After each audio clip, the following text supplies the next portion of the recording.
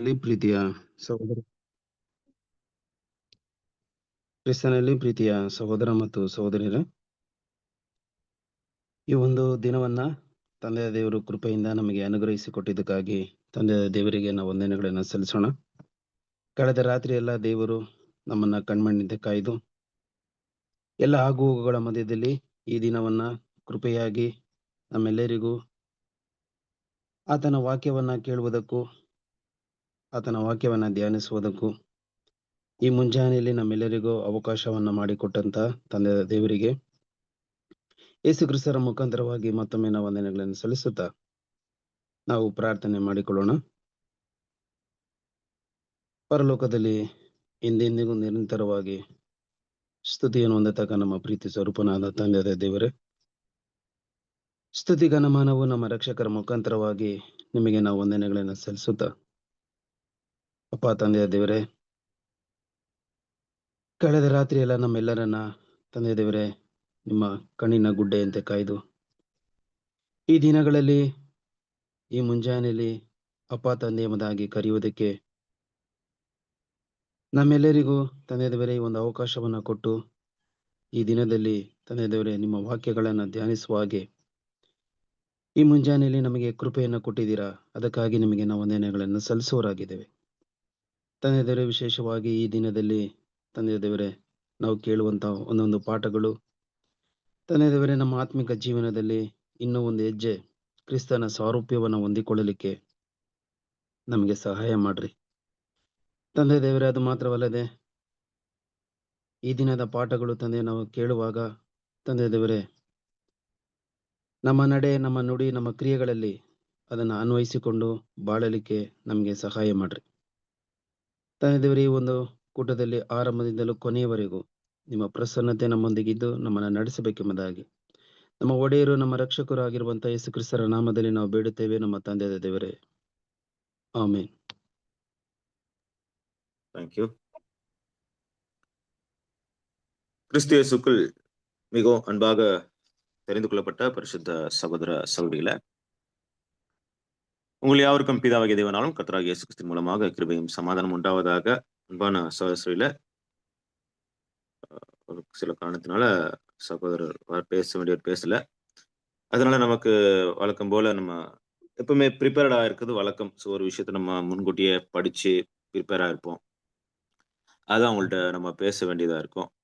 அப்ப அது உங்களுக்கு ரொம்ப பிரயோஜனமா இருக்கும். இருந்தாலும் ஸோ இன்னைக்கு தேவன் வழி நடத்துவார். அக்டோபர் 1 இன்று நாளுக்குரிய பரலோக மன்னா. என் நாவினால் பாவம் செய்யாதபடிக்கு நான் என் வழிகளை காத்து துன்மார்க்கன் எனக்கு முன்பாக இருக்கும் மற்றும் என் வாயை கடிவாளத்தால் அடக்கி வைப்பேன். 39ஆம் சங்கீதம் 1ஆம் வசனம். சில நாட்கள்ல நமக்கு இந்த டிவோஷன் அப்புறம் கேரக்டர் டெவலப்மெண்ட் கூட அந்த நாவை பத்தி தான் நமக்கு போயிட்டு இருக்கு. உங்களுக்கு நல்லா தெரியும். ஆகையால் பார்க்கும்போது அந்த ஒரு விஷயம் ரொம்ப முக்கியமான ஒரு பகுதி. அதாவது நாவு அப்படின்னு சொல்லக்கூடிய இந்த விஷயத்தை எப்படியாக தேவனுடைய பிள்ளைகள் காத்துக்கொள்ள வேண்டும் எனக்கூடிய பாடங்கள் நமக்கு நிறைய கேட்டிருந்தாலும், இந்த நேரத்திலும் அந்த மன்னா அக்டோபர் 1ஆம் தேதி மன்னா நமக்கு அதற்குரிய ஒரு பாடத்தை இந்த இடத்துல பேசுறது நமக்கு கவனிக்கக்கூடிய ஒரு விஷயமா இருக்கு. ஆக தேவனுடைய பிள்ளைகள், இது ஒரு சங்கீதக்காருடைய ஒரு ஜபமாக காணப்படுவது ரொம்ப முக்கியமான ஒரு விஷயம் இல்லைங்களா? பாருங்க, அந்த ஒரு விஷயத்த அப்போ அவரு எப்படி பேசிட்டு இருக்காருன்னு பார்க்கும்போது இந்த ஒரு வார்த்தைகளை இல்லைங்களா? ஸோ எப்போதுமே அந்த நாவை கடிவாளத்தால் அவர் அடக்கி வைக்கணும் அப்படின்னு சொல்லக்கூடிய அந்த விஷயங்கள் அவருடைய வாழ்க்கையில ரொம்ப ஜாக்கிரதையான விஷயமா அந்த இடத்துல காணப்படுறத நம்ம அந்த இடத்துல பார்க்கணும். அவருடைய விளக்கத்தை நாம் பார்க்கும்போது, மனித சரீரத்துல அநேக அவயங்களில் நாவானது மிக பிரதான ஸ்தானம் பெற்றுள்ளதை எவரும் ஒத்துக்கொள்வார்கள். இப்ப தேவனுடைய பிள்ளைகள் நம்முடைய ஒரு பாடியில, நம்முடைய ஐம்புலன்கள் அப்படின்னு சொல்லக்கூடிய அந்த சென்சஸ்ல இந்த நாவானது ரொம்ப முக்கியமான ஒரு பகுதியா இருக்கு. சோ எப்படி இதை புரிந்து கொள்ளலாம் அப்படின்னா, நம்முடைய ஒவ்வொரு விஷயங்களையும் நம்ம என்னெல்லாம் நம்ம கேட்கிறோமோ, நம்ம ஐம்புலங்கள் மூலமாக கேட்கக்கூடிய அந்த விஷயத்த வெளியே அவுட்புட்டா எடுத்துட்டு வரக்கூடிய ஒரு பகுதி என்னன்னு பார்க்கும்போது அந்த நாவு. கண்ணால நம்ம விஷயங்கள பார்த்து, காதால கேட்டு, ஆனா நாவு அது என்ன பண்ணும் அப்டின்னா, அது வந்துட்டு வெளிய எடுத்துட்டு வரும். ஒரு பேச்சின் மூலமாக. அப்போ இங்க வந்துட்டு இந்த ஐம்புலன்கள பத்தி தான் பேசிட்டு இருக்காரு. ஏன்னா நாவுல வந்து நமக்கு 2 முக்கியமான விஷயங்கள் நடக்குது. ஒண்ணு உணவ நம்ம எடுத்து அசை போடவும் அத பயன்படுறோம். அதே நேரத்துல பேசுவதற்கு பயன்படுறோம். பட் இந்த இடத்துல பேசிட்டு இருக்க அந்த பகுதி, நாம் பேசக்கூடிய அந்த பகுதி, நாம் பேசக்கூடிய வார்த்தைகளை பேஸ் பண்ணி தான் அந்த இடத்துல பேசிட்டு இருக்காரு. அப்ப இதனுடைய பாட்டு ரொம்ப முக்கியமான விஷயம். ஜீவனமும், மரணமும் நாவின் அதிகாரத்தில் இருக்கும். யாக்கோபுல பேசும்போதெல்லாம் பார்த்தீங்கன்னா, இல்லையா? நாவ அடக்கிறவன் பூரண புருஷனா இருக்கிறான் அப்படிங்கிற விஷயத்தெல்லாம் நம்ம கவனிச்சு பார்க்கிறோம். இப்ப நாவுங்கிறது ரொம்ப முக்கியமான ஒரு பகுதியா காணப்படுது. இது நன்மையானவைகளையும், தீமையானவைகளுக்கும் ஏதுவானது. பார்க்கும்போது அதான் நம்ம லாஸ்ட் டைம் கூட பார்த்துட்டு வந்தோம் அன்பான சகோதரிகளே. அ நாவுல வந்து அதாவது ஊற்றும் அதாவது தன் ஒரே வாயிலிருந்து நன்மையும், தீமையும் வருமா அப்படிங்கிற ஒரு பகுதிய நம்ம பார்க்கும்போது, கண்டிப்பா தேவனுடைய பிள்ளைகள் அந்த நன்மைக்கு எதுவான காரியங்கள் மட்டும் தான் இருக்கணும் அப்படிங்கிறத, நம்ம பல பாடங்கள கவனிச்சுட்டு வந்துட்டு இருக்கோம். தீமையான காரியங்கள் நம்ம நாவில வராதபடி பார்த்துக் கொள்வது தேவனுடைய பிள்ளைகளுடைய முக்கியமான ஒரு காரியமா இருக்கு. ஆக இந்த ஒரு மனப்பக்குவம் இன்னைக்கு யாருக்கு மட்டும் தான் தெரிஞ்சிருக்குன்னு பார்த்தீங்கன்னா, தேவனுடைய பிள்ளைகளுக்கு மட்டுமே தெரிஞ்சிருக்கு. ஏன்னா உலகத்துல நீங்க எடுத்து பார்த்தீங்கன்னா, நன்மை என்னன்னு தெரியாது, தீமை என்னன்னு முழுசா தெரியாது. ஆனா இன்னைக்கு நம்ம நன்மை என்ன, தீமை என்னன்னு கத்துட்டு வந்துட்டு இருக்கோம். அதுவும் கூட அந்த நாவு அப்படின்னு சொல்லும்போது, நம்முடைய வார்த்தைகளினால இன்னும் தெளிவா சொல்லப்போனா, நம்முடைய ஒரு கான்வர்சேஷன் மூலமாக மற்றவர்களை புண்படுத்தக்கூடிய அந்த காரியம் தான் அதிகமா இருக்கும். அதை கண்ட்ரோல் பண்ணுவது ரொம்ப முக்கியமா இருக்கு. மற்றவருடைய உணர்வுகளை யோசித்து, அன்புக்கு எதுவான உள்ள வார்த்தை உப்பால் சாரமற்றது போல் இருக்க கடவுது என்று வசனம் சொன்ன வண்ணமாக, நம்முடைய ஒரு ஒரு வார்த்தையும் அது மதிப்புக்குரிய விஷயமா காணப்பட வேண்டும். ஏற்ற வேளையில சொல்லப்பட்ட வார்த்தை வெள்ளித்தட்டில் வைத்த பொற்பழங்களுக்கு சமானம் அப்படிங்கிற வசனத்த கூட வாசிக்கிறோம். தேவனுடைய பிள்ளைகள் நம்முடைய நாவை நம்ம வந்துட்டு நன்மைக்கு, தீமைக்கு அத பயன்படுத்தக்கூடிய அந்த காரியத்த பார்க்கும்போது, நன்மைக்கான அந்த காரியத்தை பயன்படுத்துவது புது சிருஷ்டியுடைய முக்கியமான ஒரு வேலையா இந்த இடத்துல காணப்படுவத நாம் இந்த இடத்துல கவனிக்க வேண்டியதா இருக்கு. நம்முடைய அனுபவத்தின் மூலம் மற்றெல்லாம் அங்கங்களை காட்டிலும் நாவை அடக்குவது கடினமான காரியம் என்பதை நாம் அறிவோம். இல்லைங்களா? நமக்கு தெரியும் அன்பான சகோதரர்களே, நாவ வந்து கண்ட்ரோல் பண்றது. இப்ப நாவ கண்ட்ரோல் பண்றதுன்னா நெறைய பேர் என்ன நெனச்சுட்டு இருக்காங்க, என்ன பேசணும், அமைதியா இருக்கணும் அப்படிங்கிற விஷயம் இல்ல. என்ன பேசணும், என்ன பேசக்கூடாதுங்கிறது ரொம்ப முக்கியம். இல்லையா? எங்கே பேசணும், எங்கே பேசக்கூடாது. எங்கே பேசினாலும் அங்க என்ன பேசணும், அங்க என்ன பேசாமல் இருக்கணும். இது வந்து ரொம்ப பெரிய ஞானம். இன்னைக்கு வந்துட்டு ஒரு நாவ கண்ட்ரோல் பண்ணாதனால பல ராஜ்யங்கள் விழுந்திருக்கு. நாவ அடக்காதனால பல குடும்பங்கள் உடைஞ்சு போயிருக்கு. நாவ அடக்காதனால பல பெரிய பெரிய கலவரங்கள் நடந்திருக்கு. சில சில வார்த்தைகள் அதனால உண்டாகுற பாதிப்பு ரொம்ப பெருசா இருந்திருக்கு. இல்லீங்களா? அப்ப அத ஜாக்கிரதையாக பேச வேண்டியது ரொம்ப முக்கியமா இருக்கு. ஏன்னா மனிதன் பேசும் ஒவ்வொரு வார்த்தைக்கும் தேவனுடைய சமூகத்துல கணக்கு ஒப்புவிக்க வேண்டும்னு சொல்லும்போது, அது நம்முடைய வாழ்நாட்களில நம்முடைய இந்த குறைந்த நாட்கள், அதாவது நம்முடைய கான்செக்ரேஷன் லைஃப்ல ஒவ்வொரு நாளும் அது நம்ம நியாயத்திருக்க வேண்டியதா இருக்கு. நம்ம வந்து அத சரி பார்க்க வேண்டியதா இருக்கு. பழுது பார்க்க வேண்டியதா இருக்கு. அப்படி பார்க்காத பட்சத்துல நிச்சயமாக நம்மால அத அடக்க முடியாம போயிடும் அப்படின்னா, நம்ம ஒரு பூரண புருஷனாக இந்த இடத்துல காணப்பட முடியாது அப்படிங்கிறத பார்த்துட்டு இருக்கோம். பாருங்க அந்த இடத்துல பார்க்கும்போது, நம்முடைய அனுபவத்தின் மூலம் மற்ற எல்லா அங்கங்களை காட்டிலும் நாவை அடக்குவது கடினமான காரியம் என்பதை நாம் அறிவோம். இப்ப நம்முடைய எக்ஸ்பீரியன்ஸ் அநேக நாட்கள் நம்ம வந்துட்டு ஒரு தேவனுடைய பிள்ளைகளாக இந்த இடத்துல உடன்படிக்கை செய்து காணப்படுறோம். அந்த காணப்படக்கூடிய அந்த வாழ்க்கையில நமக்கு தெரியும் சில விஷயத்த நம்ம பேசி வந்திருக்கிற பிரச்சனைகள் என்ன? சில விஷயத்த நம்ம வந்துட்டு சொன்னதுனால வந்திருக்க விளைவுகள் என்ன? இத நம்ம அங்கே கண்ட்ரோல் பண்ணியிருந்தா ரொம்ப நல்லா இருந்திருக்கும். இங்க பேசாம இருந்தா ரொம்ப நல்லா இருந்திருக்கும். ச்சே! நான் ஏன் அப்படி பேசிட்டேன்? நான் அப்படி ஏன் பண்ணிட்டேன்? அப்படி ஃபீல் பண்ற அளவுக்கு நம்ம இருக்கோம் அப்படின்னா, அப்ப அது நமக்கு என்ன கத்துக் குடுக்குது இந்த இடத்துல? தேவனுடைய பிள்ளைகள் நாவ நம்ம அடக்க வேண்டியதா இருக்கு. ஒரு ஸ்கேல் நம்மளுக்கு இல்லையா? ஏன்னா, இப்ப நீங்க ஹாஸ்பிட்டல் போனாலே முதல்ல நம்ம செக் பண்றது நம்ம நாக்க தான்.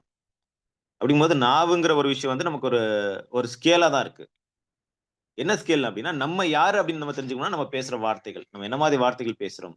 "இருதயத்தின் நிறைவால் வாய் பேசும்." அப்ப நம்முடைய இருதயம் எந்த மாதிரி ஒரு மனநிலையில நிறைக்கப்பட்டிருக்கு? எப்படி அது ஃபில்ஃபில் ஆயிருக்கு? என்ன மாதிரி விஷயங்கள், என்ன பொக்கிஷங்கள் இருக்கு? அதனால தான் அந்த விஷயங்கள் வாயிலிருந்து வரும் அப்படின்னா, தேவனுடைய பிள்ளைகள் ஜாக்கிரதையாக நம்ம இருதயத்த கண்ட்ரோல் பண்ண வேண்டியது கூட ரொம்ப முக்கியம் அப்படிங்கிற விஷயத்த இந்த இடத்துல நம்ம பார்க்க வேண்டியதா இருக்கு. கிறிஸ்துவ ஜீவியத்தில் இதை அடக்கி ஆள விழிப்பும் ஞானமும் மிகுந்த ஜாக்கிரதையும் அவசியமானது. தேவனுடைய பிள்ளைகள் பாருங்க, இந்த நாட்கள் முழுவதுமே நம்ம அந்த நாவுக்கான அந்த விஷயங்கள நிறைய விஷயத்த ஸ்டடி பண்ணிருக்கோம். இது வந்துட்டு நமக்கு வந்து ஒரு பாடமா இருக்கிறத விட, இந்த காலகட்டங்கள்ல ஒரு எச்சரிக்கையா தான் தேவன் இத பேச விரும்பிட்டு இருக்காரு. ஒரு மிகப்பெரிய ஒரு எச்சரிக்கையான விஷயம். ஏன் அப்படின்னு சொல்லும்போது, பழைய காலத்த போல நமக்கு பெரிய பெரிய ஒரு இரத்த சாட்சிகளா மரிச்சது போல உபத்திரவங்கள், கிறிஸ்துவர்களுக்கு வந்திருக்க மாபெரும் கஷ்டங்கள், துன்பங்கள், சிங்கங்களுடைய அந்த சிங்கத்துக்கு முன்னாடி அவங்கள போட்டு நிக்க வச்சது, அதுல நெருப்புல எரிச்சது, சிலுவையில அடிச்சது, சிரச்சேதனம் பண்ணது. இந்த மாதிரி ஒரு பெரிய பெரிய கஷ்டங்கள் இன்னைக்கு தேவனுடைய பிள்ளைகளுக்கு இல்ல. ஆனா, சில பேர் வாயால பேசப்படும் காயங்கள், அவர்கள் உச்சரிக்கும் வார்த்தைகளால் உண்டாகும் அன் வலிகள், அது தாங்க முடியாதவைகள். சில பேருடைய வார்த்தைகனால அநேகர் பாதிக்கப்பட்டிருப்போம். அநேகர் கஷ்டப்பட்டுருப்போம். அவங்க நம்மளுக்கு பேசி நமக்கு உண்டாயிருக்க அந்த கஷ்டங்கள் நெறைய இருக்கும். அதே நேரத்துல நம்ம பேசுற அந்த வார்த்தை அவங்கள எவ்வளவு கஷ்டப்படுத்திருக்குன்னு நெறைய டைம்ல நமக்கு தெரியாது. நம்ம அப்படிதான் நெனச்சுட்டு இருப்போம். ஓகே, நான் பேசினேன் பாரு, நான் சொன்னேன் பாரு, நான் கேட்டேன் பாரு, அப்படிங்கதான் நெனச்சுட்டு இருப்போம். பட் அந்த வலி எவ்வளவு பேசும்ன்னு தெரியாது. மாறாக அதே வார்த்தை யாராச்சும் நமக்கு பேசும்போது தான், அந்த வலி எவ்வளவுன்னு நமக்கு தெரியும். அன்பான சகோதரர்களே. ஆகையால் தேவனுடைய பிள்ளைகள் இதுக்கு ரொம்ப ஞானம் வேணும். நம்ம பேசுற வார்த்தை அந்த பக்கத்துல இருந்து என்ன மாதிரி ஒரு வலி உண்டாக்கும். அதுதான் அன்பின் பிரமாணத்தை தேவன் வைத்திருக்கிறார் அந்த இடத்துல. மற்றவர்கள் உங்களுக்கு என்ன செய்ய வேண்டும் என்று நீங்கள் விரும்புகிறீர்களோ, அதையே நீங்கள் மற்றவர்களுக்கு செய்யுங்கள் அப்படிங்கிற ஒரு அன்பின் பிரமாணத்தை வச்சிருக்கார். அந்த அன்பின் பிரமாணம் என்ன சொல்லுதுன்னா, மற்றவர் எனக்கு இப்படி பேசியிருந்தா எனக்கு வலி வந்திருக்குமா? என்ன மாதிரி வலி வந்திருக்கும்? அப்படின்னா நான் இந்த மாதிரி அவருக்கு பேசக்கூடாது. இந்த மாதிரி ஞானமான சென்ஸ்கள தேவனுடைய பிள்ளைகள் யூஸ் பண்ண வேண்டியது. அவர் இந்த வார்த்தைய எனக்கு பயன்படுத்தியிருந்தா, எனக்கு எப்படி இருந்திருக்கும்? என்ன மாதிரி நான் இருந்திருக்கும்? பாருங்க, இது வந்து ஒரு கோவத்திலயோ, ஒரு துணிவான நேரத்திலயோ, அல்லது ஒரு சினம் கொண்டு பேசும்போது இந்த மாதிரி எண்ணங்கள் வராது. தேவனுடைய பிள்ளைகள் ஜாக்கிரதையா இருக்க வேண்டியது ரொம்ப முக்கியமா இருக்கு. இல்லீங்களா? ஸோ கடந்த நாட்கள் எல்லாம் நம்ம சகோதரர் நெறைய பாடங்கள் இத பத்தி நமக்கு அந்த ஒரு புறங்கூறுதல் அப்படிங்கிற விஷயம். புறங்கூறுதல் அப்படின்னாலே அது நாவுக்கு சம்மந்தப்பட்ட டாபிக் தான் போயிட்டு இருக்கு மார்னிங் டிவோஷன்ஸ்ல. கேரக்டர் டெவலப்மென்ட் உங்களுக்கு நல்லாவே தெரியும். பாருங்க, அந்த வார்த்தை ஒரு தடவ அது கீழ விழுந்துருச்சுன்னா, அது என்ன பண்ண முடியாது? அத நம்ம எடுக்க முடியாது. கண்ணாடிய போல அது உடைஞ்சிரும். இல்லையா? அந்த மாதிரி தேவனுடைய பிள்ளைகள் ரொம்ப ஜாக்கிரதையாக, ஞானமாக, இல்லையா? அத பயன்படுத்த வேண்டியது ரொம்ப அவசியமா இருக்கு. இன்னைக்கு நமக்கு இருக்கிற மிகப்பெரிய டெஸ்ட் இது. இத வந்து ரொம்ப கேர்ஃபுல்லா நம்ம யூஸ் பண்ணணும். நம்ம பேசும்போது நம்ம ரொம்ப ஜாக்கிரதையா இருக்கணும். அதனால மற்ற சகோதரர்களை காயப்படுத்துவது, அல்லது மற்றவருடைய ஒரு ஊழியத்தையோ, அல்லது அவருடைய பலியின் ஜீவியத்தையோ, நம்முடைய வார்த்தையால் நம்ம புண்படுத்துவது ரொம்ப கஷ்டமா இருக்கும். என் அன்பான சகோதரர்களே, இது நமக்கு பெரிய லெசன் தான் இந்த நேரத்துல. ஆகையால் இத நம்ம மனதில வைத்து இந்த ஒரு விஷயங்கள வருகிற நாட்கள் நம்ம ஒரு ஒரு ரெசல்யூஷனா கூட எடுத்துக்கலாம். இல்ல, இந்த வாட்டி நான் இத கண்ட்ரோல் பண்ணணும். ரொம்ப ஜாக்கிரதையா இருக்கணும். ஞானமா பேசணும். கவனம் குறைவில்லாம இருக்கக்கூடாது அப்படிங்கிற விஷயத்த நம்ம முடிவெடுத்து நம்ம செயல்படலாம். புதிய சிருஷ்டிகளிடையே கிறிஸ்துவின் சிந்தையுடன் தனக்கோ அல்லது பிறனுக்கோ தீமை விளைவிக்காதபடி நாவானது கடிவாளத்துடன் காக்கப்பட வேண்டும். சரிங்களா? பாருங்க அந்த விஷயம். புதிய சிருஷ்டிகள், தேவனுடைய பிள்ளைகள், இந்த ஓட்டம் நம்ம ஓடிட்டு இருக்கிறோம். இந்த ஓட்டத்துல எப்படிதான் இருக்குன்னு பார்த்தீங்கன்னா, இடுக்கமான வழியில எல்லாரும் போயிட்டு இருக்கோம். இப்ப இந்த இடுக்கமான வழின்னு சொல்லக்கூடிய விஷயம் எப்படின்னா, ஒவ்வொரு தேவனுடைய பிள்ளையும் நிச்சயமாக சிலுவைய சுமந்துட்டு இருப்பார். உண்மையான இடுக்க வழியில, இடுக்கமான வழியில போயிட்டு இருப்பார் அப்படின்னா, ஒவ்வொரு தேவனுடைய பிள்ளையும் அந்த சிலுவைய சுமந்துட்டு போயிட்டு இருப்பார். அப்ப அந்த சிலுவைய சுமந்துட்டு போயிட்டு இருக்கும்போது, அந்த வலிகள், அந்த வேதனைகள் எவ்வளவு பெருசா இருக்கும்? அந்த இடத்துல நம்ம காணப்படுறோம். ஒவ்வொரு தேவனுடைய பிள்ளைகளுக்கும் அவள நம்ம அன்பு கூறணும்னு சொல்லும்போது, உதவி செய்யக்கூடிய நிலையில காணப்படுறோம். அப்படி நம்ம உதவி செய்ய நினைக்கும்போது, நம்ம கையில 2 வாய்ப்பு இருக்கு. ஒரு வாய்ப்பு, அவங்களுடைய காயங்களுக்கு மருந்து போடலாம். அல்லது அவங்களுடைய காயத்துல பட்டயத்த வைக்கலாம்.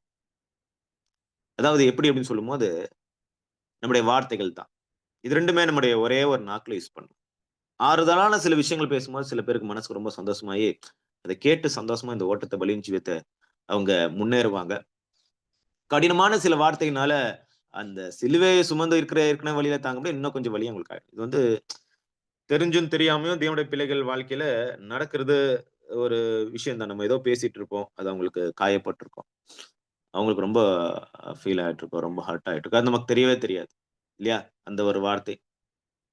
ஆ நெறைய நேரங்கள்ல இந்த மாதிரி ஒரு ஆப்பர்ச்சுனிட்டி சப்ஜெக்ட் பேசக்கூடிய சகோதரர்கள் கிடைச்சிருக்கு. ஏன்னா, அவங்க சப்ஜெக்ட் பேசும்போதோ, இந்த மாதிரி ஒரு ஆப்பர்ச்சுனிட்டில அவங்க பேசக்கூடிய சில விஷயங்கள் என்ன இருக்குன்னா, மற்றவங்கள காயப்படுத்த, துன்பப்படுத்த, அந்த மாதிரி வழிகள் இருக்க வாய்ப்புகள் இருக்கு. ஏன் தேவனுடைய பிள்ளைகள், தேவனுடைய ஒரு உடன்படிக்கை செய்திருக்கிற பிள்ளைகள் நம்ம எப்போதுமே ரொம்ப ஜாக்கிரதையாக, ரொம்ப ஞானமாக நம்முடைய நாவை அடக்குவது ரொம்ப முக்கியமான பகுதியா அந்த இடத்துல காணப்பட்டுட்டு இருக்கு. சோ இது வந்துட்டு நம்ம தேவனுடைய பிள்ளைகள் என்ன யோசிக்கலாம் அப்டின்னா, ஒரு தீர்மானம் நம்முடைய வாழ்க்கையில. ஏற்கனவே பார்த்த பிரகாரமாக இருதயத்தின் நிறைவால் வாய் பேசும் அப்டின்னா, வாய் வந்துட்டு இந்த வார்த்தை பேசுதுன்னா, காரணம் அந்த அந்த விஷயத்துக்கு சம்பந்தப்பட்ட டாபிக் நம்ம இருதயத்துல இருக்கு. அப்ப அந்த மாதிரி டாபிக்க நம்ம ஏன் இருதயத்துல எடுத்துக்கணும்? அது தேவை இருக்குல்ல. அத ஏன் உள்ள சேகரிச்சோம்? தேவனுடைய பிள்ளைகள் இருதயத்துல என்ன பொக்கிஷத்த சேர்க்க வைக்கிறோங்கிறது ஜாக்கிரதையா நம்ம பார்த்திருக்க வேண்டியதா இருக்கு. அப்படி பார்க்காத நிமித்தமாக நம்முடைய வாயில கூட என்ன இருக்கு, நல்ல விஷயங்கள் வராது. பேசும்போதோ, வைக்கும்போதோ, சகோதர ஐக்கியத்துல. நிறைய நேரங்கள்ல நம்ம காணப்படுவது என்ன அப்டின்னா, ஒரு சகோதர ஐக்கியத்துல, ஒரு ஃபெலோஷிப்ல இருந்து ஒரு நல்ல விஷயங்கள பேசப்படுவது ரொம்ப அரிதான ஒரு காரியமா தான் இருக்கு. எதார்த்தமா ஒரு ஃபெலோஷிப் நடக்கும்போது, நம்ம அப்படியே பேசி, பேசி, பேசி என்ன ஆயிடுவோம்னா, ஸ்பிரிச்சுவல்ல இருந்து விட்டு வெளிய போயிடுவோம். உலகத்தரமான காரியங்கள பேச ஆரம்பிச்சுடுவோம்.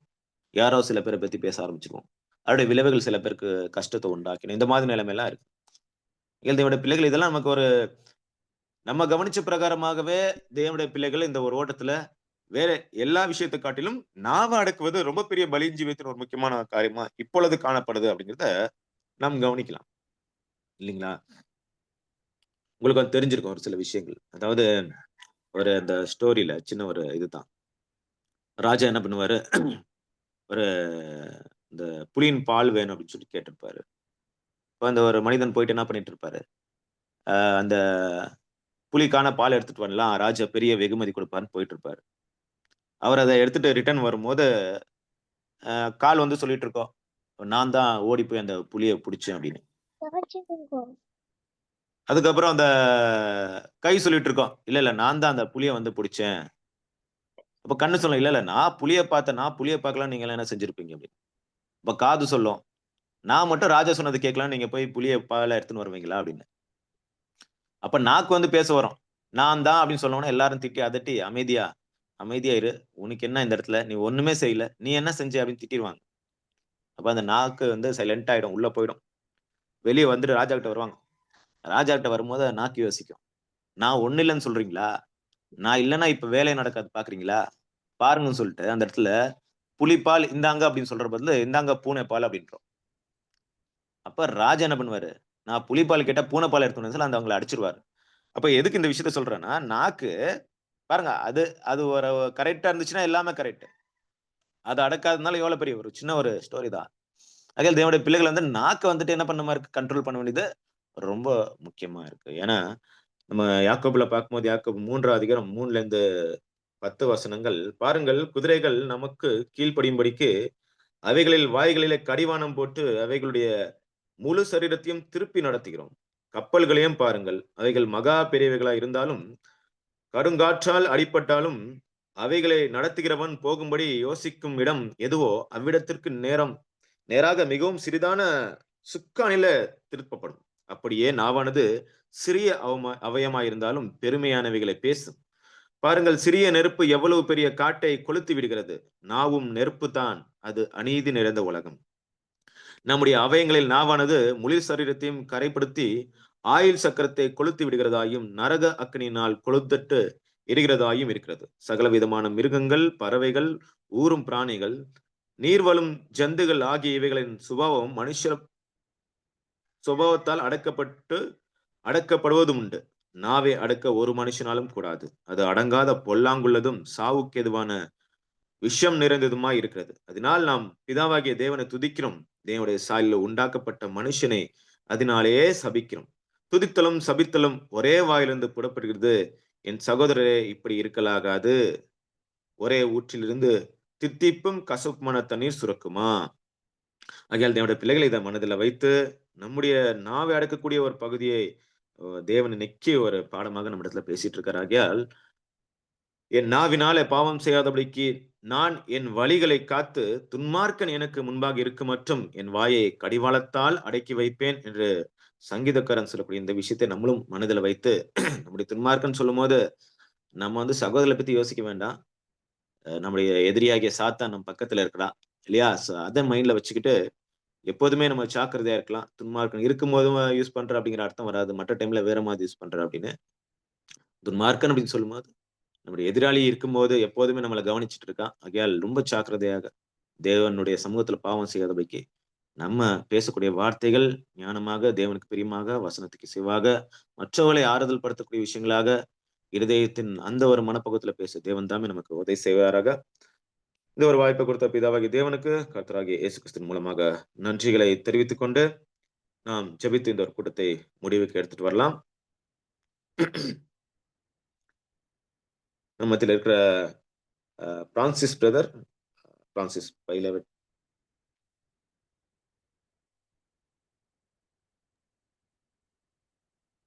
ஜெபிக்கிறீங்களா? ஆ.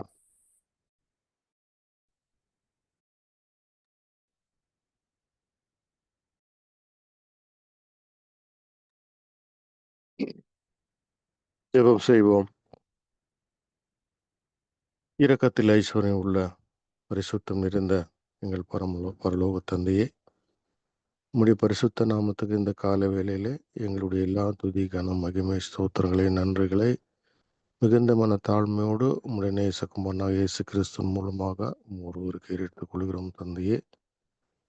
இதோ இந்த புதிய மாதத்தின் முதல் நாளாக இந்த நாளிலே இந்த தியானத்திலே நீர் எங்களுக்கு தெரிவித்த இந்த நாவை அடக்கக்கூடிய ஒரு பாடத்தை இந்த நாளிலே எங்களோடு பரிமாறிக்கொள்ளவும் எங்களுக்கு ஞாபகப்படுத்தவும் நீர் பாராட்டின கிருபைக்காக கூட உமக்கு நன்றிகளை எடுத்துக் கொள்கிறோம் தந்தையே.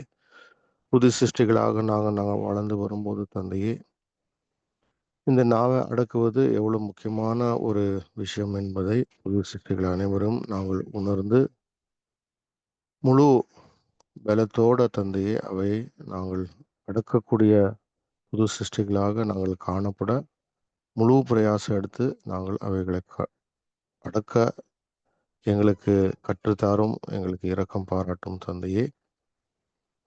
இல்லாவிடில் தந்தையே, அநேக விளைவுகள் விபரீதமாக நாங்கள் இருக்கும் இடத்திலே நாங்கள் கண்டிருக்கிறோம். அதன் விளைவாக நாங்கள் இந்த பாடத்தை நாங்கள் கற்றுக்கொண்டு இனி வரும் நாட்களிலே அதிகமான ஜாகிரதையோடு நாங்கள் இருக்க எங்களுக்கு உதவி செய்யும் தந்தையே. எங்களுடைய குணலட்சணங்களிலே முக்கியமான குணலட்சணமாக காணப்படுகின்ற ஒரு புது சிருஷ்டிக்கு முக்கியமாக அடக்க வேண்டிய ஒரு அங்கமாக இருக்கின்ற இந்த நாளிலே தந்தையே, நாங்கள் இதை கற்றுக்கொண்டு இந்த நாள் மட்டுமல்ல எங்களுடைய வாழ்நாள் முழுவதுமாக இவர்களை கடைபிடிக்க எங்களுக்கு வேண்டிய கிருபை, ஒத்தாசை, அனுகிரகங்களை நிர்பாரத்திலிருந்து தந்து காத்து ஆசீர்வதிக்க வேண்டும் என்று மிகுந்த மன தாழ்மையோடு இந்த காலை வேளையில கேட்டதும் கேட்க மறந்த யாவற்றையும் சமூகத்தில் வைத்து கர்த்தராகிய இயேசு கிறிஸ்து நாமத்தில் மன தாழ்மையோடு வேண்டிக் கொள்கிறோம். ஜீவனும் வல்லமையும் பரிசுத்தம் நிறைந்த எங்கள் நல்ல தந்தையே.